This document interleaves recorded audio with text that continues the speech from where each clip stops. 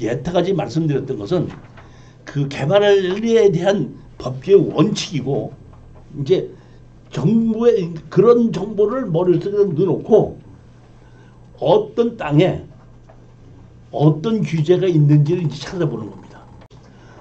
토지의 개발은 규제가 시작이다. 그러니까 땅을 보러 갈 때는 제가 뭐부터 봐야 된다 그랬죠? 아까 뭘부터 봐야 된다? 조례부터 먼저 봐야 된다 그랬죠? 왜 조례를 보냐면은 그 땅에 어떤 종류의 건물을 얼만큼 지을 수 있고 어떤 거는 못 짓는다는 것이 조례에 다 있기 때문에, 그 조례를 보지 않으면은 아 내가 이 땅을 매입해도 어떤 건물을 얼만큼 지을 수 있는지 모른다 이런 뜻입니다.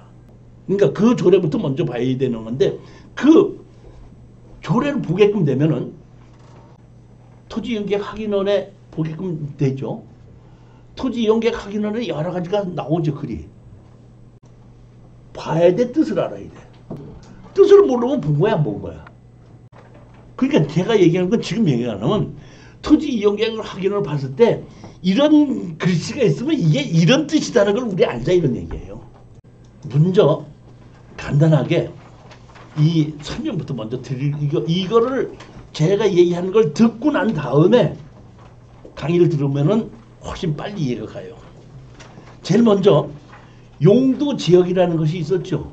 그 일제 시대도 용도 지역이 있었답니다. 그러니까 용도 지역에 의해서 어떤 종류의 건물을 얼만큼 지을 수 있다는 것이 결정이 되는 겁니다. 그러니까 대한민국 어떤 땅이든지 용도 지역은 하나씩 다 있어요.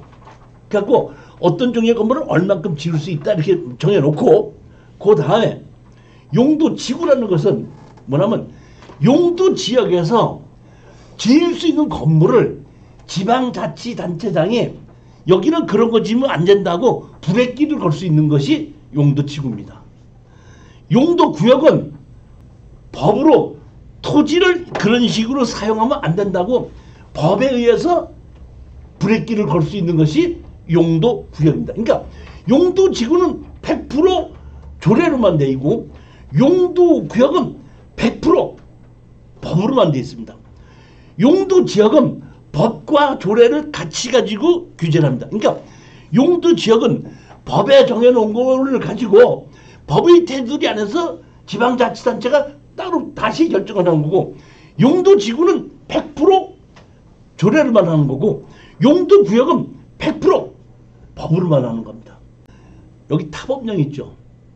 타법령이라고 있습니다. 이제 타법령 있잖아요. 여기 타법령. 타법령은 뭐냐면 용도 지구와 용도 구역은 내 필지에 있는 땅을 얼만큼 어떻게 짓는다는 것을, 용도 지역은 얼만큼 지을 수 있다는 거고 용도 지구는 조례로 한번 브레이크를 걸 수 있는 거고 용도 구역은 법으로 한번 브레이크를 걸 수 있는 건데, 그건 전부 다 내 땅에 가지고 얘기하는 건데, 타법령은 뭐냐면 내 땅 옆에 군사기지가 있을 수도 있고 내 땅 옆에 공항이 있을 수도 있고 학교가 있을 수도 있죠. 그러니까 타법령은 내 땅 옆에 뭐가 있을 때 규제를 하는 겁니다. 아무것도 없을 때는 규제를 안 하는데, 내 땅 옆에 공항이 있다. 그러면 공항에 의해서 이런 건 하지 말아라. 규제하고, 내 땅 옆에 군사기지가 있다. 네 땅 옆에 군사기지가 있으니까 이런 걸 하지 말아라. 이게 타법령이에요. 이해가셨죠? 자, 용도 지역이 있고 용도 지구, 용도구역, 타법령. 용도 지역은 어떤 종류의 건물을 얼만큼 지을 수 있다고 결정됐고, 용도 지구는 조례에 의해서 건물을 규제할 수 있는 거고, 용도 구역은 법에 의해서 규제를 하는 거고, 타법령은 내 땅 옆에 무엇가 있느냐에 따라서 규제를 하는 겁니다. 개발행위역은 토지에 예전에는 지목 변경을 위해서 우리가 아까 난개발을 방지하기 위해서 개발행위허가를 만드는 거고, 지목 있죠. 지목은 지목에 의한 특별법이 있을 때, 지목에 의한 특별법이 뭐죠? 임야, 산지관리법이 있고 농지법이 있지 않습니까? 그러니까 지목에 의해서 특별법이 적용되는 것은 임야나 농지인 경우는 지목에 의해서 또 그런 특별법이 또 규정해야 되는 겁니다. 그 다음에 마지막에 이게 뭐냐면 현황인데, 현황은 아까 말씀드렸지, 경사도를 봤을 때 경사도, 임목본소, 표고도 이런 현황, 도로, 배수로 이런 것까지 다 봐야 되는 것이 원칙이다 아시면 됩니다. 토지 이용 규제 안내에서 토지의 미래 가치를 평가를 위한 어떤 종류의 건물을 얼만큼 지을 수 있는가를 우리 사장님 우리 더운 것 같으니까 그 뒤에 에어컨을 조금 한번 살짝 켜놓으면 어때요? 토지 이용 규제 안내서라는 것인데 이 규제 내용 보면 이거는 뭐냐면 토지 이용 규제 기본법 이런 것이 있거든요. 토지 이용 규제 기본법이 언제 만들어졌냐면 자 보십시오. 이제는 2006년도에 만들어져가지고 2006년도에 만들어가지고 여기에 토지에 이런 규제를 이렇게 한다는 것을 국민에게 땅을 사는 사람에게 이런 걸 알려줘야 된다. 그리고 토지 이용 규제 기본법을 만들어가지고 토지 이용 규제 기본법에 의해서 알려주는 겁니다. 토지 이용 기본법 토지 이용의 불편한 사항 명치에 관계없이 개발인을 제한하거나 토지 이용과 관련된 인허가 등을 받도록 하는 등 토지의 이용 및 보존에 관한 제한을 규정하는 것을 말한다. 법규에 따라 받아야 하는 인가 허가 등의 기준 절차 구비 서류 등을 적은 안내서를 말한다. 그러니까 토지 이용 확인서가 이런 규제가 여기에 적혀 있다 이런 뜻입니다. 확인해야 하는 기본 원칙 제일 먼저 서류부터 먼저 보죠. 우리 수강생들이 가끔가다 저한테 이제 물어보거든요. 제가 어떤 땅을 살려고 하는데 어떻게 합니까? 그럼 내가 토지 이용 계획을 때고 제일 먼저 뭐부터 보면 용도 지역부터 먼저 봅니다. 용도 지역부터 보고 그 다음에 규제하는 지구 구역이 있는가? 그 다음에 타법용으로 규제하는 게 있는가? 그러고 난 다음에 여기에 합격을 하면은 그 다음에 현장을 가는 거예요. 그러니까 서류 우리가 보면은 서류 면접을 보고 난 다음에 서류를 보고 난 다음에 면접을 시험을 보러 가지 않습니까? 그러니까 서류를 먼저 토지 용역 확인을 띄어서 지역 지구 구역 타법용부터 보고 그 다음에 스마트 국토 정보나 다음 지도로 항공사진 보고 다 합격이 되면은 그 다음에 현황을 가서 보고 현황에서 경서도나 임목본서나 표도 이렇게 보고 그 다음에 기반시설이 어떻게 돼 있나 보고 그러면 기반시설까지 내가 만들어야 되는 거 어디까지 만들어야 되는가 보고 그 다음에 가장 중요한 건 뭐냐면 건축 허가를 받았다고 가정합시다. 받았는데 사용하고자 하는 사람이 없으면은 돈이 안 되지 않습니까?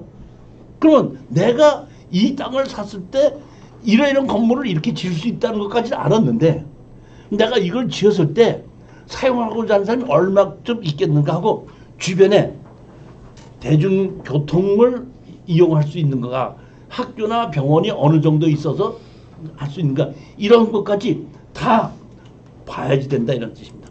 자, 제일 먼저 보면 토지 이용 확인을 보면 이렇게 있죠. 여기 보면 이게 나오면 여기 보면 띄어보면 여기 이렇게 있죠. 제일 먼저 소재지, 그 다음에 뭐가 있죠? 지목, 그 다음에 면적, 그 다음에 공시지가 해놓고 위에 보면 국토의 계획 및 이용에 관한 법률, 용도 지역 지구 구역, 그 다음 밑에는 뭐야? 타법령 있어갖고 여기 보면 용도 지역에 보면 뭐가 나와 있죠? 이렇게 보면 계획관리지역이 나와 있죠. 그 다음에 주거개발진흥지구 있죠. 이종지구단위 계획구역 있죠. 그러니까 이렇게 돼 있다 그러면 아 계획관리지역에는 어떤 종류의 건물을 얼마큼 지을 수 있고 주거개발진흥지구는 뭐고 지구단위 계획구역은 어떻게 되나. 그 다음에 타법령에 의해서 복개끔 되면 여기 보면 가축사육 제한지역이 있고 공장설립 승인 지역이 있다. 이 땅이 이것이 무슨 뜻이다. 이런 걸 우리가 알 수 있다 이런 얘기입니다. 여기 보시면 축척도 있죠. 축척도 제가 600분의 1, 뭐 1000분의 1을 언제든지 고쳐서 볼 수가 있습니다. 그리고 그 밑에 보면 하단부에 보면 예전에 없었는데 하단부에 이제는 여기에 나와 있는 이 내용이 하단부에 보면은 이렇게 다 나와 있어요. 나와 있으니까 그거를 쳐보게끔 되면은 아 여기는 어떤 것을 지을 수 있다 무슨 규제가 있다는 것 정도는 토지 이용계획 확인을 띄워보고 그 밑에 하단부를 보면 다 나올 수 있다는 겁니다. 자, 그 다음에 우리가 보면 지적도 하고 항공사진하고 같이 한번 겹쳐보는 것도 중요합니다. 이건 뭐냐면 스마트 국토 정보라는 걸 찾아보면 됩니다. 스마트 국토 정보를 보게끔 되면 여기 보면 KGP 이렇게 스마트 국토 정보를 해서 이렇게 만들어 놓으면 이렇게 보면 이런 것이 나옵니다. 이렇게 화면에 첫 화면에 나오게끔 되면 토지 정보 이렇게 치지 않습니까? 토지 정보 치게끔 되면 이런 게 나와요. 이런 화면이 나오면 여기다가 뭐에 주소와 번지를 치는 겁니다. 번지를 쳐갖고 클릭을 하게끔 되면 여기 나오죠. 이렇게 나온 거를 위에 보면 여기 보면 비행기 표시 있죠. 비행기 표시를 다시 치면은 이렇게 항공사진으로 바뀌는 겁니다. 그렇기 때문에 항상 내가 지적도와 항공사진하고 겹쳐서 볼 수 있다는 뜻입니다. 근데 여기 아셔야 될 것이 있습니다. 2006년도에 지금 그 공간정보 구체화 하는 법률로 바뀌었죠. 그렇지 않습니까? 그 이전에는 일반 측량을 했고 측량을 했을 때는 기점이 있거든요. 기점이 있다 이런 얘기입니다. 그러면 오랜 동안 측량을 해서 항공사진까지 겹쳐보다 보니까 줄자로 해서 측량한 거가 그것이 벌써 이제 우리 그 지적법이 만들어지면서부터 다 만들어 놨는데 경계선이 현저하고 틀린 경우가 많죠. 그렇기 때문에 한동안은 비도시 지역에서는 토지 정리를 다시 한 적이 있었습니다. 그래갖고 내 땅이 200평인데 180평 이렇게 줄어든 적도 있고 뭐 이런 적이 있어갖고 한 7, 8년을 거쳐서 그렇게 했습니다. 그런데 예를 들어 보시다. 강남을 개발했을 때가 70년도죠. 70년대에 강남 개발했을 때에 측량하고 지금 측량하고 보면 맞아요, 안 맞아요? 안 맞죠? 그러면 지금 안 맞다고 해서 우리 비도시 건물 안 지어놓은 것처럼 측량을 해서 건물을 줄이고 땅을 줄이고 늘릴 수 있어요, 없어요? 없죠. 그러면은 할 수 없이 이렇게 개발이 되고 건물이 지어진 것은 측량이 틀려도 내가 측량을 신청하지 않습니까? 측량을 신청하면은 지적도대로 측량을 하는 것이나 측량하시는 분들이 현황대로 측량을 해요. 다시 말하면 항공사진하고 틀릴 수 있다는 뜻입니다. 100% 믿어서는 안 된다 이런 얘기예요. 그러니까 예를 들어서 여기에 있는 그 강남이 옛날 측량으로 봤을 때 지금 측량하고 항공사진 보니까 1m를 틀렸다고 가정합니다. 그러면 1m를 다 없애야 되잖아요. 건물 다 허물어서 옮길 수 있어요? 그러면 측량하는 사람이 1m 틀렸다고 잘라버리면 너 내 땅 침범했다고 바로 소송 들어오죠. 그럴 거 아닙니까? 그러다 보니까 지금 실질적으로 이렇게 건물이 많이 지어져 있는 도시 지역에 측량 신청을 하면 지적도 상대로 측량하는 게 아니라 현황대로 측량을 해서 지적도를 바꿉니다. 그러다 보니까 여기 그 항공사진에 현황대로 지적도를 바꾼 경우에는 맞아 들어가 있는데 아직 미처 바꾸지 못한 데는 이 항공사진하고 현황하고 틀릴 수 있다는 걸 여러분이 이해를 하셔야 된다는 얘기입니다. 아, 그럴 수 있다 하는 거를. 그러니까 100% 신뢰하지는 말아라는 얘기. 그러니까 100% 신뢰하는 것은 뭘 가지고 신뢰를 하냐면은 도로 있죠, 도로. 도로 폭이 맞으면은 신뢰도 됩니다. 근데 도로가 실질적으로 도로 항공사진이 여기 있는데 측량이 옆에 있다 할 때는 현황대로 아직 조정이 안 된 겁니다. 이해가셨습니까? 하여튼 스마트 국토 정보를 보시게끔 이렇게 항공사진하고 같이 볼 수가 있지만은 항공사진하고 좀 틀릴 수가 있다는 것도 알고 계시라 이런 뜻입니다. 100% 신뢰하지 말아야 됩니다. 그 다음에 스마트 국토 정보를 보면서 이렇게 이걸 자체를 클릭을 하지 않습니까? 클릭을 하게끔 옆에 이 나오는데 이 옆에 보면은 주소도 나오고 주인도 나오고 그 다음에 뭐냐면 여기 건물이 있을 때는 건물이 있거든요. 그러면 토지를 클릭을 하게끔 되면 언제 누가 샀다는 것이 나옵니다. 그러니까 개인인 경우에는 누구 개인이기 때문에 안 나오는데 국가나 지방자치 땅이면 바로 나옵니다. 그러니까 등기부등본을 띄워보지 않고도 스마트 국토 정보를 보고 내가 이 땅을 살려고 하는데 내 땅 옆에 뭐가 있는가를 보려면은 토지를 보고 토지를 클릭을 해서 다 보면 국가 땅이구나 지방자치 땅이구나 내 땅 옆에 있구나 바로 알 수 있다는 뜻입니다. 그 다음에 여기 건물을 누르지 않습니까? 건물을 클릭을 하게끔 되면은 건축물 관리장이 있으면은 건물이 어떻게 있다고 나와요.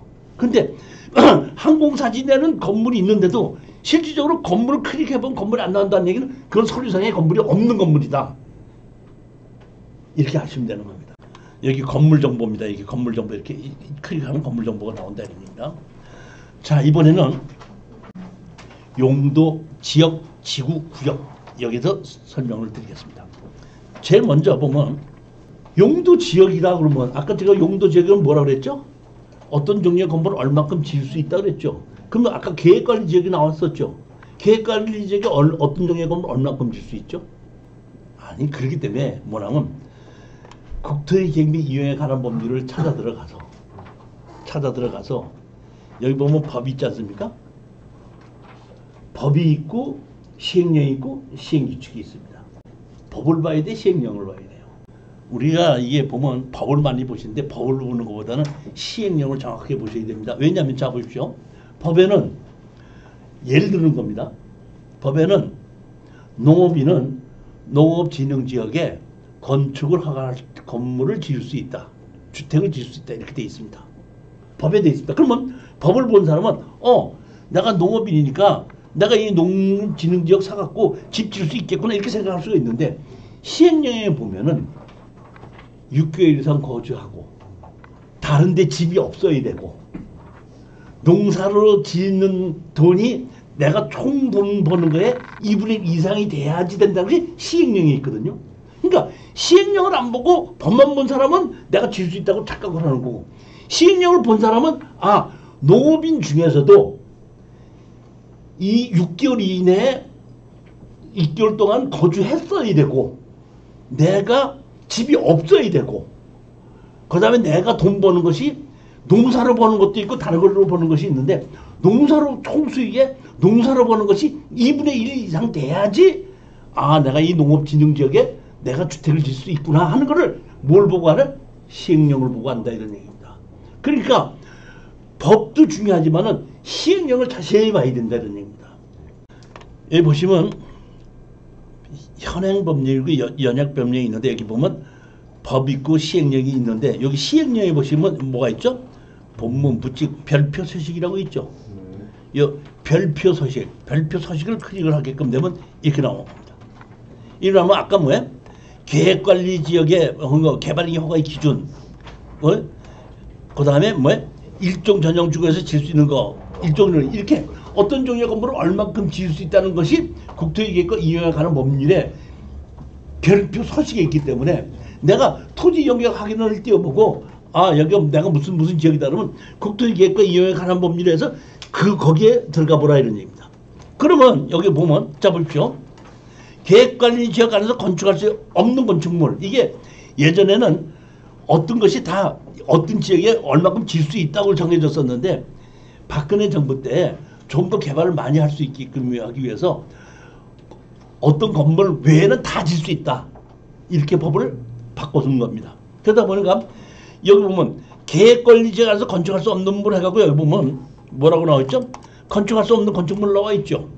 근데 그 밑에 보면 지역 여건들을 고려해 도시군 계획조를 정하는 바에 따라 건축할 수 없는 건축물 되어 있죠. 즉 이 얘기는 뭐냐면 잡으십시오. 여기 보면 여기는 이 위에 있는 것은 여러분이 보는 거 알아야 됩니다. 이거는 대한민국의 어디든지 용도 지역에서 계획관리 지역에서 대한민국 안에서 이건 다 질 수 있는 겁니다. 요것만 못 짓고 나머지는 다 질 수 있습니다. 이거는. 근데 여기 밑에 보면 군계획 조례를 할 수 있는 것은 이거는 조례에서 지을 수도 있게끔 하고 못 짓게끔 할 수 있는 것이 조례인 겁니다. 그러니까 이렇게 어떤 용도 지역에 의해서 어떤 종류의 건물을 얼만큼 지을 수 있는가를 보려면 법도 보고 조례도 봐야 되는 겁니다. 두 개를 다 봐야 되는 거예요. 그러니까 위에 건축할 수 없는 건축 여기에 속한다 그러면 더 이상 조례를 볼 필요 없이 질 수가 있는 겁니다. 근데 만약에 여기에 의해서 질 수 없는 게 나올 때는 조례까지 확인해서 혹시 조례로 질 수 있게끔 돼 있는 것이 있는가를 다시 한번 확인해야 된다는 게. 그러니까 위에는 법에 의한 거, 밑에는 조례에 의한 것이 따로 나와 있습니다. 그러니까 이 밑에 있는 건 조례는 우린 법을 봤기 때문에 이 조례에 의해서 다시 지방자치단체 조례로 들어가서 조례에서 그 지방 용인이면 용인시 조례에 의해서 지을 수 있는가 없는가, 안성이면 안성시 조례에 의해서 지을 수 있는가 없는가를 다시 확인해야 되는 겁니다. 이거는 법 조례에다가 맡긴다 이런 뜻입니다. 위에 거는 무조건 다 할 수 있다는 뜻입니다. 그렇죠. 그 이제 조금 있다가 그 이제 지방자치단체의 사이트에 들어가는 법을 제가 가르쳐 드려요. 개발행위 허가의 기준 이렇게 됐죠. 개발행위 허가 기준 이렇게 있고, 그 다음에 이제 자치단체 법규를 봐야 되다 보니까 자치법규 들어가는 법을 지금 설명드리겠습니다. 이제 지금 사이트가 자치법규 정보 시스템이라는 것이 있어요. 이렇게 자치법규 정보 시스템을 들어가서 자치법규를 전체 자치법규를 치고 하면은 이렇게 사이트가 뜨지 않습니까? 그러면 거기다가 뭐 여기가 뭘 됐죠? 용인시 뭐 이렇게 했고, 여기 보면 경기도 용인시에서 여기 뭘 했죠? 건축일이 됐죠. 우리가 봐야 될 것은 건축조례와 도시계획조례입니다. 만약에 도시계획조례가 없을 때는 도시적은 도시계획조례인데 그렇지 않을 때는 군계획조례입니다. 반드시 여러분이 봐야 될 것은 건축조례와 도시계획조례나 군계획조례입니다. 그 다음에 여러분들이 자치단체에서 볼 거는 주차장조례입니다. 그거 세 개는 필수. 그러니까 건축조례와 도시계획조례는 필수예요. 여기 보면 자 여기 용인시 건축조례 보면 이렇게 나왔죠. 여기 보면 뭐로 나와 있죠? 보면 건축법에 의하면은 건축법에 44조인가 44조에 보면은 동도로를 이용하여 건축허가를 받은 경우에는 또다시 땅 주인의 사용 승낙을 받지 않고 건축허가를 내준다는 것이 있습니다. 땅 주인 사용 승낙으로. 그런데 그게 언제냐? 지방자치단체의 조례로 정하는 경우에는 토지주의 상승을 받지 않고도 건축허가를 내줄 수 있다 이렇게 돼 있단 말이에요. 그러니까 여기 보면 용인시 조례에는 뭐라고 했어? 주인이 사용한 동도로를 이용하여 건축허가가 된 경우, 그러니까 동도로를 이용해서 이미 건축허가가 된 경우에는 그 현황 도로가 개인 도로라고 하더라도 사용 승낙서 없이 뭘 해준다? 건축허가를 내준다는 얘기입니다. 그러면 이런 도로가 있다 그럴 때는 그 땅 사야 돼, 안 사야 돼? 그게 실수를 한다 이런 얘기야. 왜냐하면 아까 이게 도로는 되는데 배수로 사용 승낙 받아야 된다 그랬죠.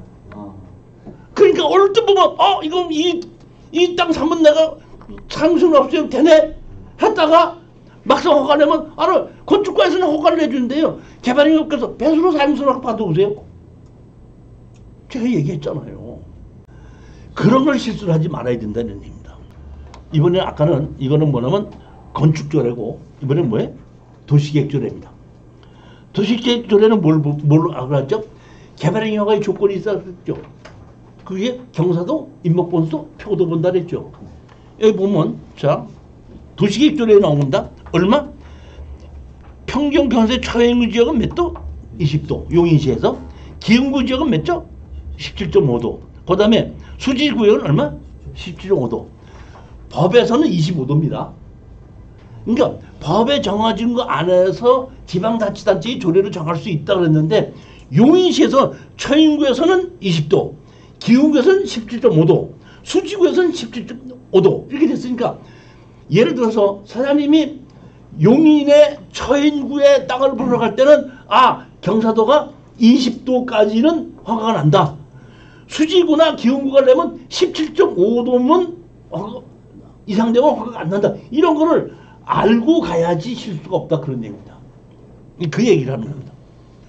지방자치단체 조례로 들어가서 봐야 되는 게 뭐라 그랬죠?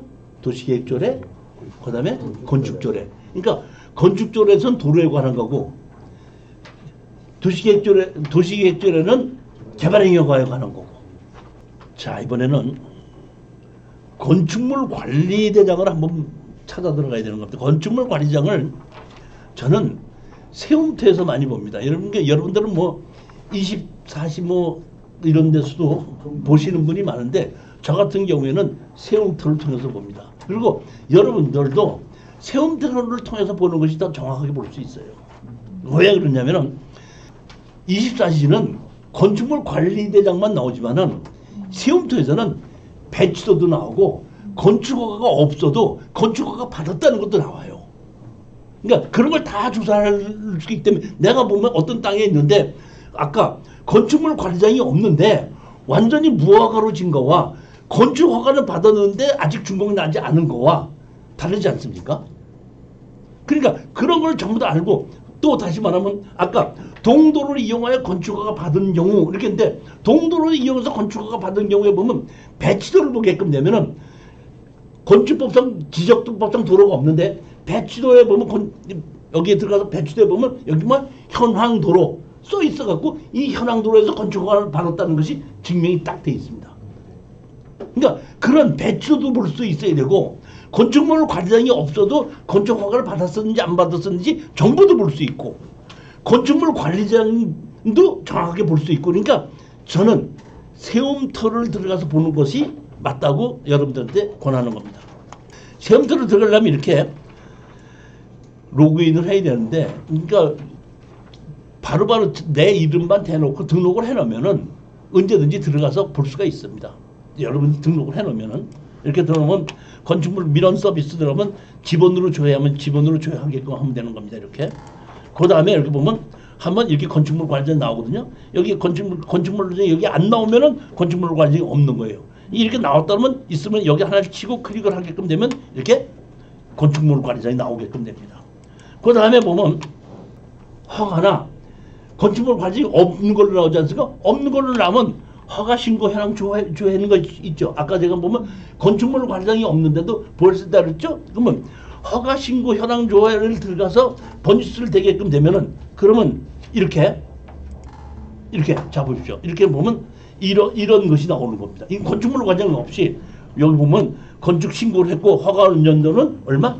2005년도 돼 있고 뭐 단독 주택으로 돼 있다. 그러니까 정식으로 건축 허가를 받은 건물은 주인이 있다는 얘기고 건축물 관리장만 없거든. 그러니까 내 차가 낙찰을 받았을 때 너 철거하고 지료를 내놓으라고 하는 당사자가 있을 수 있고 무허가인 경우에는 아무것도 없기 때문에 내가 누구한테 예전에 무허가 건물을 내가 사갖고 주인 동네가 근거가 없기 때문에 동네 주민한테 물어봤더니 이장에 누구가 주인이어서 그 사람을 해서 소송을 해서 철거하고 나가고 지료를 내달라고 그랬더니 벙어리 와서 나 주인 아닌데요?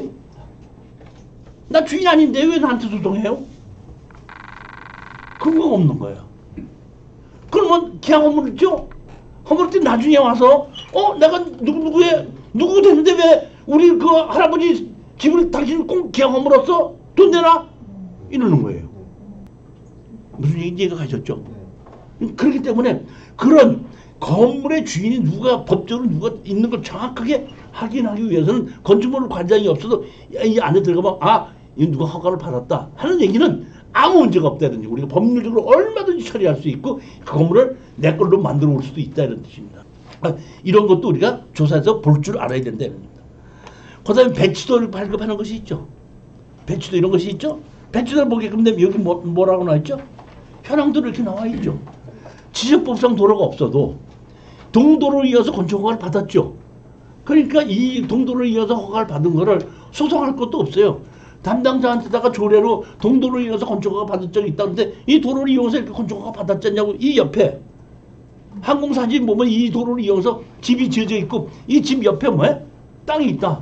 땅이 있으면 여기 뭐 지적법상 도로가 없어. 이 동도를 이용해서 뭐야? 건축 허가 받았으니까 되지 않느냐. 자, 그러면 건축 허가를 내준다 안 내준다? 내준다. 내준다. 아까 얘기했잖아요. 건축법상 도로는 있어야 되는데 배수로 사용서로서 받아오라고 그런다고. 그러면 여기서 또 내가 조금 있다가 이제 다 나오는데 배수로 사용수락을 받아오라고 할 때가 있고 받아오라고 안 할 때가 있어요. 그러니까 언제는 배수로 사용수락을 받아야 되고 언제는 배수로 사용수락을 안 받아도 되는지를 이제 조금 있으면 나오는 겁니다. 그걸 확인해야 돼. 그러니까 항상 내가 개발을 하려면은 뭘 해야 된다? 기반시설 내가 만들어야 된다. 도로는 돼 있고 뭐야? 배수로가 없을 때는 내가 배수를 만들어야 된다. 전기나 수도는 수도과에다가 신청하고 한 자리에다 신청하면 전봇대 만들어서 또 해주니까 그거는 현재 없다고 하더라도 돈이 조금만 더 들어가면 할 수가 있지만은 배수로는 사용수락을 받아야 되다 보니까 그 사람이 얼마를 나는지 모르잖아요. 그렇죠? 그렇기 때문에 그 기반시설 수도나 전기는 크게 신경 안 써도 되고 전봇대 만들려면 한 5개는 세워야 되니까 한 몇백만 원 들어가겠구나. 이런 정도는 우리가 알 수 있지만 그래도 어느 정도 돈이 드는 건 알 수가 있지만은 배수로 사용수 낙서 받으라는 건 그 땅 주인이 얼마를 달랬는지 모르고 땅 주인을 찾아올 수도 없는 경우도 있을 수 있다 보니까 그런 경우에는 우리가 현황을 봐서 볼 때 조사를 해봐야 되고 반드시 가서 봤을 때 여기 배수로가 어디까지 지나가는가 공영 배수로가 지나갔는지 공영 배수로가 지나가지 않은지는 현장 답사 시에 반드시 확인해야 된다는 겁니다. 자 여기 보면 세움터에서는 이런 걸 다 볼 수 있다는 얘기입니다. 아까 건축물 관리장도 볼 수 있고 그 다음에 건축물 관리장 없을 때 허가 받은 내용도 볼 수 있고 이렇게 배치도도 볼 수 있다는 얘기예요. 근데 배치도는 대본에 보면 2000년도 이후에 진 거는 배치도가 나오는데 그 이전에 옛날에 졌던 거는 없는 경우도 있습니다. 자 이제 10분 동안 쉬었다가 다시 또 하십니다. 10분만 쉽시다. 알겠습니다.